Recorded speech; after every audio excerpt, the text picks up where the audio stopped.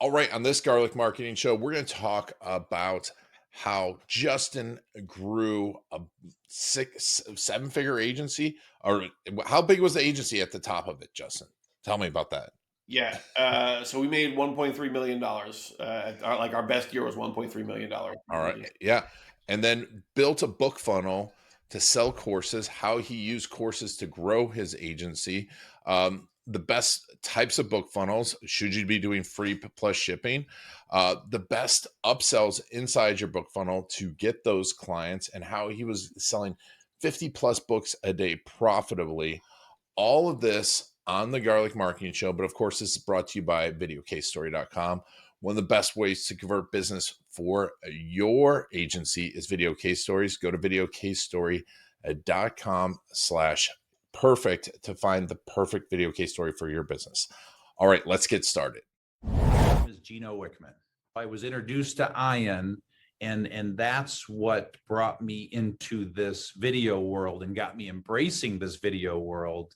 And Ian did exactly what I hoped. He got me really comfortable with putting videos out to the world and having a great strategy around putting videos out to the world, because there's so much more than just shooting a video. And so the way that he positions those videos, optimizes those videos, he's done a great job. I'm excited to talk to you because you've gotten results. You've done it for a long time, because I think part of the problem is a lot of people go running to someone who's maybe regurgitating stuff or who did it once. And they're like, why do my Facebook ads not work? So first of all, let's talk a little bit about ad skills, what it is and how someone can sign up. And then I want to know a little bit more about your background so everyone can know how much work you've put into this. Sure. So Ad Skills is an online school for advertisers. We teach people Google ads, Facebook ads, TikTok ads, YouTube ads, Pinterest ads, all the different ads. That's what we primarily exist to teach. I myself favor Google ads. It's the largest ad network. They invented all the different targeting things. Facebook likes to say that they did, but they didn't. It is the cleanest, highest converting traffic out there. That's why it's a little bit more expensive, but you get higher value customers from Google ads. And it's just an intent thing versus an interest thing, which is something maybe we can talk about. But yeah, that's what Ad Skills does. You can join for free at adskills.com, and there's upgrades if you want them, but there's a lot of real value in there just in the free account. I think it's a great resource. We use it. I've used it with my team for years, and that's why I'm excited to have you on too, is because it's really good, genuine, what's working. And like you said, you're not just like, it's not just Facebook ads. You've got to think about the entire ad ecosphere. And tell us a little bit about how you got into all of this. Yeah, so I got started in 2005, didn't really make any money. I think 2005 to 2007, I think I made $35, like $35, like not enough to fill a gas tank. And then in 2007, I landed an internship with an internet millionaire. Some of you may know him. His name is Russell Brunson. He's now massively popular for ClickFunnels, but he was still an internet millionaire back then. I was an intern. My job as an intern was to go through this giant walk-in closet he had of every course and seminar DVDs and books, and like a marketer's dream was in this closet. My job was to go through that material and then write affiliate review articles about that so he could make his money back, And so that I got the education of a lifetime being an intern. And then I ended up from all of that, I had access to everything you could possibly want to learn, from personal development to speaking on stages to course creation to whatever, everything I could have ever wanted to learn. But the thing that really changed everything for me is I watched this little Google ads course. And for me, advertising was always something that was expensive. It was always something like you had to wear suits, you had to get on the phone. Like, it just seemed very hard to do. But then I watched this Google ads course and I realized you can tell the whole world about your product for just $5 a day in your house, in your underwear, if you so care. we always say that joke, but who's actually out there just on their computer in their underwear? I was, I was just thinking the same thing. Uh, That's so so, funny. I was so like, that was the big paradigm shift for me, was that $5 a day kind of thing. And so I got the education of a lifetime. I went home. It was an unpaid internship, but massive education. And so I go into that interview not making, or the internship not making much money at all, but I come out and I'm making about $1,400 a month. So in very short time, Russell was able to show me some things that increased my revenue, and now I'm able to go home. And I wasn't paying all the bills, but I was able to pay a substantial amount of the bills now with the business. So I go home and we start a simple, pathetic Google ad campaign. I didn't even have the $60. I pay half my electric bill. I put $60 on, because remember, I'm not, yes, I was. Some people are like, "Well, you were making $1,400." Yeah, but that was going out to the bills. Like yeah, our bills were like $2,600. So, yeah, I was making some money, but I mean, I was broke still. So we decide we're going to pay half the electric bill, and so I take $60. I put it on a Google ad account because of this education that I got and how sold I was on Google ads. We put that on there. I make a pathetic $2 a day Google ad campaign. I end up doubling my money. I make $150 that first month. Paid my electric bill, put the money back in, did it again, did it, doubled my money 11 months in a row. I literally turned $60 into six figures thanks to Google ads. And I say on stage, Google ads is the thing that took me from ramen noodles to Red Lobster, and so that's and beyond why now, that's why I'm an ads guy. and to now owning part of a mountain, Yes. um, which is awesome. It's like my friends either have a ranch or a mountain. It's not fancy cars. So it's like you could tell who's like the really successful people. It's like the ones that are kind of faking it or like just showing off their cars. The other guys are like, I'm walking on my mountain. Yeah. I love that. And so now you love ads. You get out there. Were you just running ads for your business? What were you selling with those ads? Yeah, so I was selling a video course called Joomla Magic. The website still exists today, buildajumlawebsite.com. I don't own it anymore. I sold it to an investor out in Australia. But yeah, that's what I started in, selling a little 19 video Joomla video thing. Joomla is like a competitor to WordPress, or today it's not really a competitor, but it used to be a big competitor Yeah, to yeah. WordPress. Um, And I told him and it was $35. That's and the funnel. I still think that this funnel is smart today. We gave away one free video as kind of like the free trial, and so we positioned it as a free trial. You got to watch one of the videos for free, and then you could either buy now or learn more. And the learn more took you to a full on written sales page where you could, buy the course. love it. That's really cool. And that was with Google ads. Like we don't I still don't think of like selling, but it makes sense, I guess, because Joomla was so hot back then and people were learning it, Yeah. that it makes People sense. were searching how to build a Joomla website, and I had a course that taught you how to build a Joomla website. And that's why I tell everybody about Google ads. Like, you don't have to be this rocket science marketer or this fancy copywriter. If you're selling a how to build a Joomla website course, and people are typing into Google how to build a Joomla website, and your ad says, here's how to build a Joomla website, the sales just happen. Yeah. No, and to your point, intention versus attention, because everyone's going after Facebook, etc., and you have to grab attention when they're being lazy or yelling about the politics. But intention is like, I'm going there to search, and I think that's a huge, huge difference. Now, tell me, as your business evolved,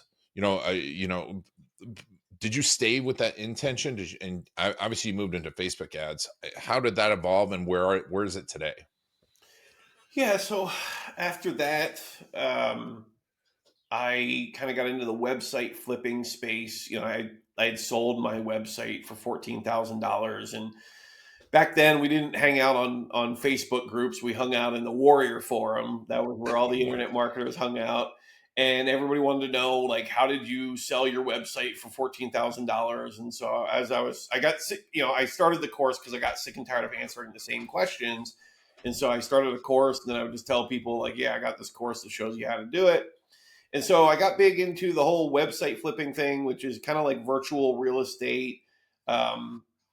Made some good money there. Russell Brunson actually ended up buying my site. And then I forgot to build another income stream. I had so much money selling my business that I just kept. So I get down to like $1,000 left in my bank account. I'm like, I need to do something. So I started another website flipping course and built that up to 6 figures. And then I didn't want it anymore. And Russell bought that one from me. He's like, hey man, you can't keep doing this.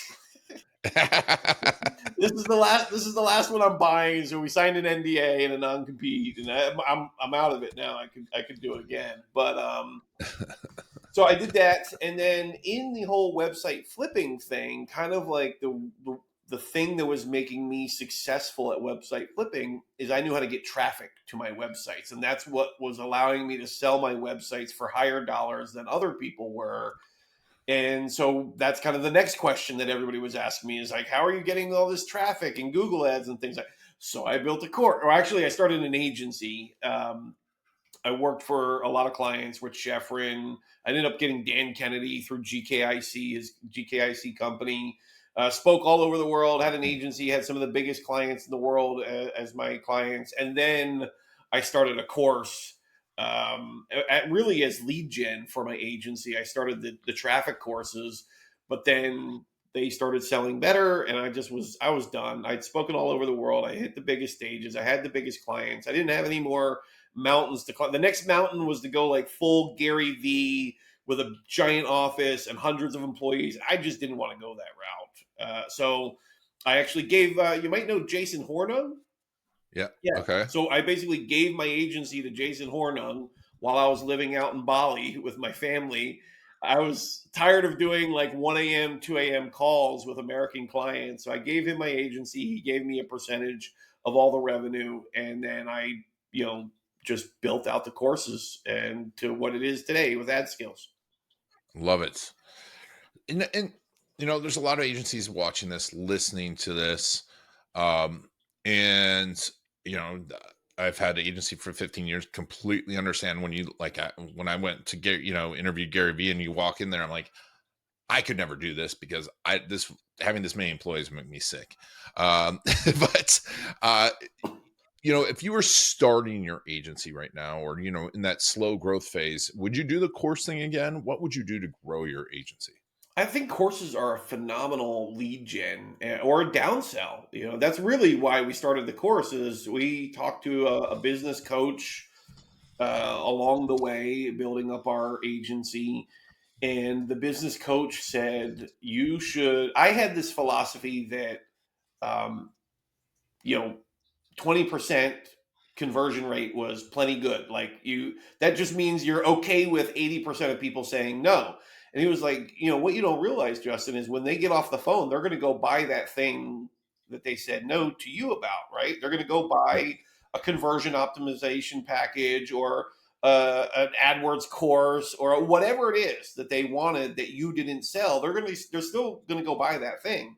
And so he said, you just need to be able to say yes to every call, and so that meant that 50% of our customers, they just weren't ready for our agency. They weren't making enough money, they didn't have enough skill and budget and things like that, but they were a great fit for our courses. And so now, instead of only selling 20% of our customers, we immediately jumped to like selling 50% of our customers. And then we started adding on referral opportunities between other agencies because I didn't want to offer like CRO services or SEO services or tracking installation services. So we just partnered with a couple of other agencies, and now we're up to selling like 80% of our people, and we would just get like a 10% kickback on those things. And so, I don't know why I went down that rabbit hole, but hopefully that's helpful. No, I love it. I love it because I think that's a super smart thing that I wish I'd have learned early on with the agency life. It's because I think a lot of agency owners want to think that they should do everything in house, right? Or if they don't do it, they just say, I don't do that, instead of having, hey, let's build these partnerships. Yeah. And that's a great way to grow. And so I you, want you, to I want to do nothing and get paid for everything. That's I love it. that's the ultimate business. The ultimate business model Yeah. is that. That's what everyone wants, right? But you were doing it. I mean, obviously, you were doing a lot of work.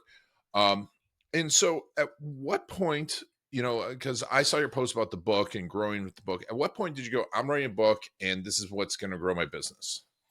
Yeah, so we had fully switched over to courses at this point, and we had launched a certification program. And so we kind of had a good funnel. The certification program was our higher ticket thing.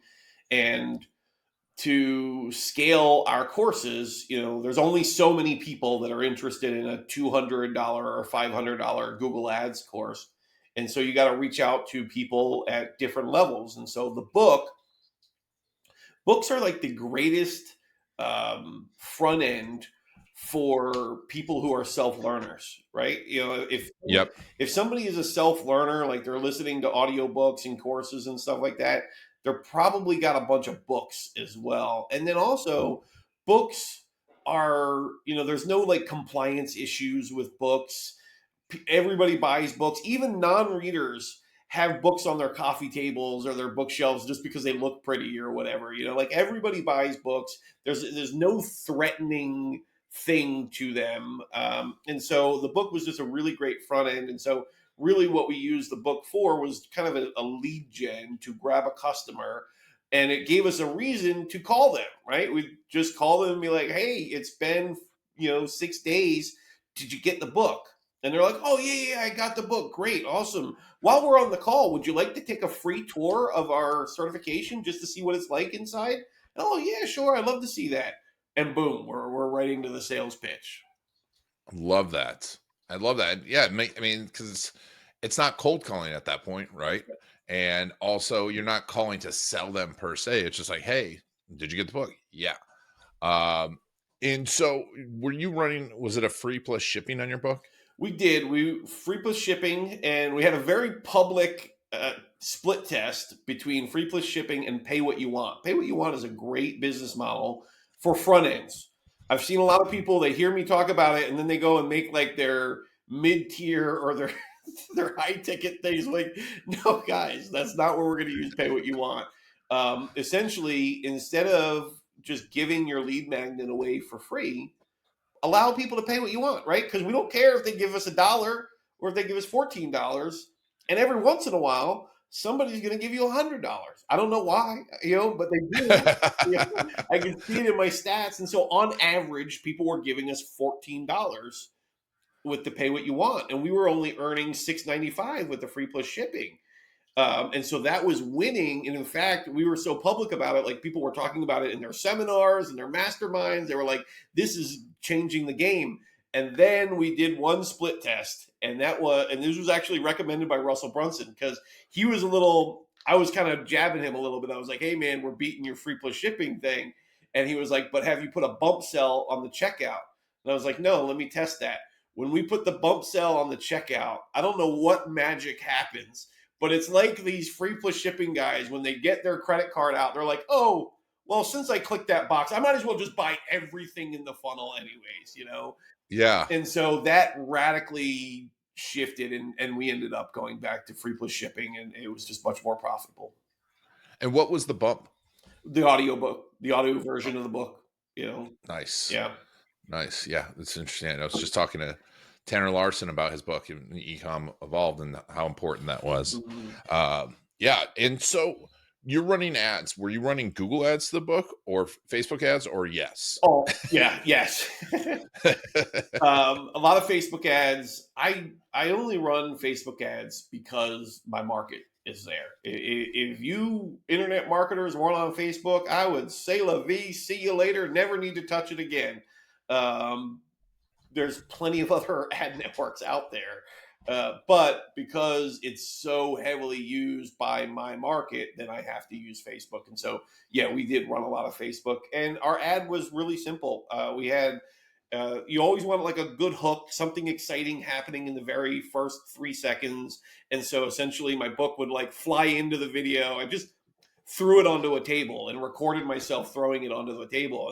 And then we just heightened up the volume. And so it's like, and then it's like, what's going on? And then I pick it up and I just start flipping through it. And the video is me like telling you what's in this book, what it's about. You want to read this chapter. And then that got people to buy it.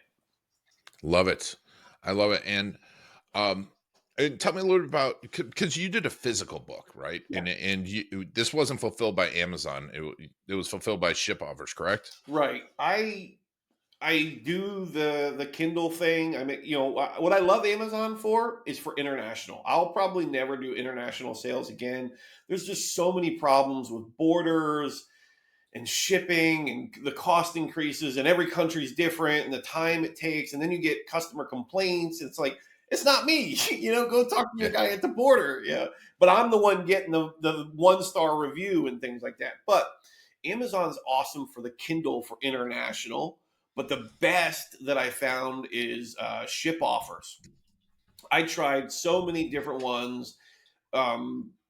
In the internet marketing world, all the masterminds, everybody recommended me all these different companies. It's like, oh, you should use this guy and you should use that guy. And I'm not going to name any names, but I would send out books and people would receive them, and it'd be like my book cover and then somebody else's book inside. Or the book cover would be upside down and everything else is in there, or it would show up damaged or whatever. We started using ship offers. No mistakes. I would say, I don't want to say no because I don't want to set the bar that high for Tony, but it would be like one mistake out of 5,000, where it was like one mistake out of 50. It was really bad before we went over to Tony at Ship Offers. Love them. Love that. And so, this idea of the physical book versus selling the Kindle, because it adds complexity. Why sell the physical book over selling a digital book? Because we toyed with this, and it's totally possible, and it sounds logical to sell a digital book because there's no inventory, there's no shipping. It seems like your profit margins would be better, but there's just something extra that happens when your book lives on somebody's desk or when it's on their bookshelf. I got a bookshelf over here to the right, and every time they walk by that bookshelf, they see your name and the title of the book, and it's like, you don't know if it's going to be 3 days later or if it's going to be 6 months later when they're going to pull that out and they're going to read chapter 4 and they're going to be like, and they're going to have this brain thing, and then it's like, oh my gosh, that's so great, I used it, I loved it, I want to sign up for your coaching program. There's just, let's be honest, how many ebooks do we have on our computers that we've never read? We downloaded them, we got them, we put them on there, and then we never read them. But when that book is laying around, we tend to come back to it more often. So there's just an extra level of something that happens when it's a physical book. And the other thing is, I use this at lead gen. So a lot of seminars will buy my book and give it away as like, swag bags and things like that. So that's a lead gen. Or I can bring it to seminars and just start giving it away to people. Or I'll take it around to businesses and I'll just walk in and be like, hey guys, got a free gift for you. This is going to help you get more customers. Here you go. And then we walk away. And it's like the greatest business card ever. It is. And so tell me, what did the book funnel do for you in the shipping and getting there on time? Okay, the book funnel for us there was 2 funnels. Okay, we had an acquisition funnel, and then we had like the sales or revenue funnel. And so the acquisition funnel was the book, and then there's a bump sell on the offer, a little checkbox to add the audio version of it as well. We split tested $19.99 and $29.99. $29.99 converted exactly the same. We just made more money. Nice. Yeah. I had to hire a 6-figure consultant to learn the lesson. It was a great lesson. And then he also did the same thing to the next thing in our funnel, which was a course version of the book. So it's the book, the audio book, and then like a video course version that dives into it deeper. And the video course, we first were selling it for $149. And so what we did is, this is not a $100 coupon, but we printed out something like it. By the way, when you're doing stuff like that, you have to really make sure it doesn't really look like $100 bill, because otherwise it can get sketchy. So the backs of ours just had a message on there that would say, like we're giving you $100 off of our course. But what we would do is we would just tuck a little $100 gift certificate inside the book for our course. And then on there, it would tell them how to go and register that $100 thing. And so that's something else that Ship Offers will do for you with your books. I love that. I love that, because that and also kind of, right, it's a memento that is scattered then around the house, right? That's another thing to be sitting there. Mm-hmm. And $100 credit too is something that people want to spend. Yeah. Right? Versus $100 coupon. It's like, I love the psychology of that. Yeah. So we made it look like there was 3 courses. We didn't make it look like there was 3 courses. There's one on, it's basically how to do, my book is about retargeting. So the audiobook is about retargeting. And then the courses were about how to do retargeting on Facebook, YouTube, and Google. And so we told them right at the top of the page, there's $100 off.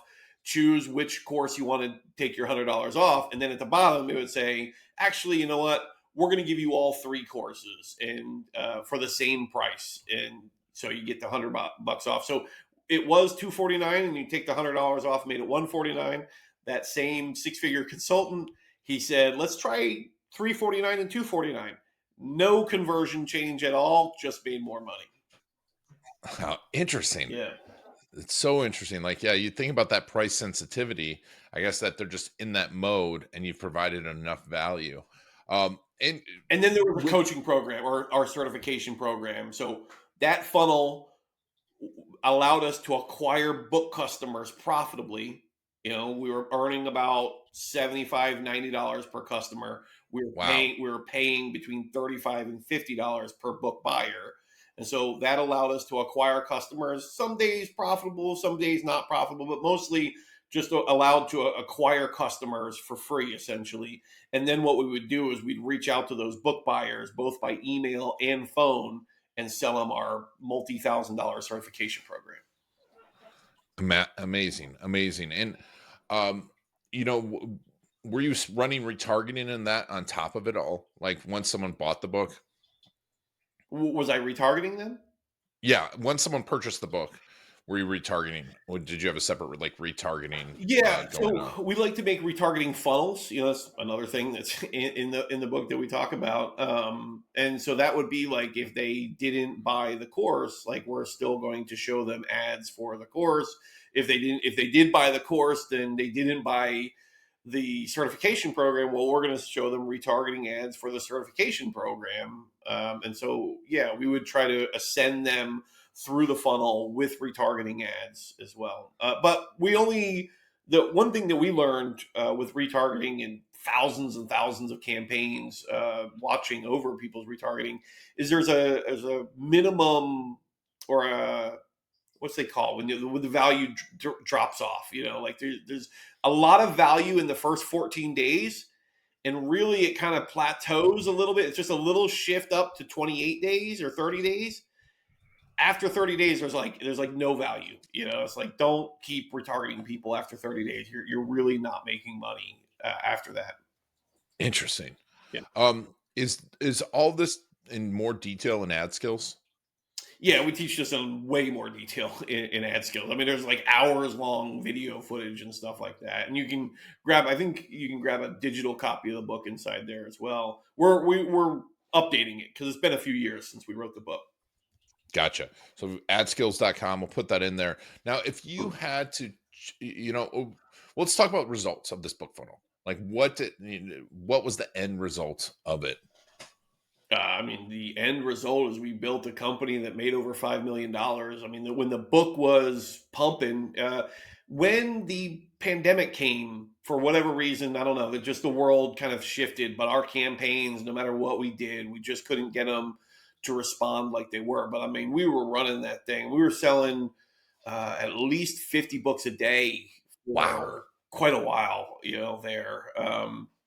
And so, Yeah, I mean, we were doing millions of dollars off the back of that book for multiple years, and then the pandemic came, and the world changed, and it just never worked the same after that. Okay. I don't And think. I think we saturated our market more so than like books don't work. yeah, Books still work. books still work. Yeah. Um, and as you're redoing the book, are you going to relaunch the book funnel, or are you going to do a new book or anything like that? Yeah, I'm redoing the book. I'm probably going to call it Overnight Traffic instead of Retargeting Recipes. One, just because it's new and it's more exciting than Retargeting Recipes Part Two. And so yeah, we're gonna redo it. It's gonna be Overnight Traffic. A lot of the same concepts and recipes will be in there, but there will be a few newer additional ones, and it's all recipe based, meaning like these are campaigns you can follow step by step, set them up. And the reason it's called Overnight Traffic is like you could set it up on Tuesday night, and Wednesday morning you have traffic. Love it. I love it. Well, we'll put a link to ad skills in the show notes. And then, Justin, where's the best place to be following you as you're doing all these awesome things? I really like the Twitter platform. I refuse to call it X, but yeah, I'm over there. I'm at I am like the letter I am Justin Brooke at I am Justin Brooke, and that's where I'm posting and talking with other people on social media. But most of what I do is through my email list. I love email. It converts. It makes money. And you know what? I can put links wherever the heck I want in my email. Exactly. Yeah, you don't have to worry about the organic reach on Yeah. that, right? Yeah. Uh, um, and just like, out of curiosity, how often are you emailing your list? Not often enough. None of us are emailing often enough. I try to email at least once a week, 3 times a week when I'm being a good boy. Nice. All right. So, and I'm sure if you go to Ad Skills, you can sign up for that. Follow Justin. Yeah, Justin, thanks so much for being on the Garlic Marketing Show. absolutely. Thanks for having me, man. All right. And thank you all for taking Justin and I on your journey. This has been on Garlic and the Garlic Marketing Show.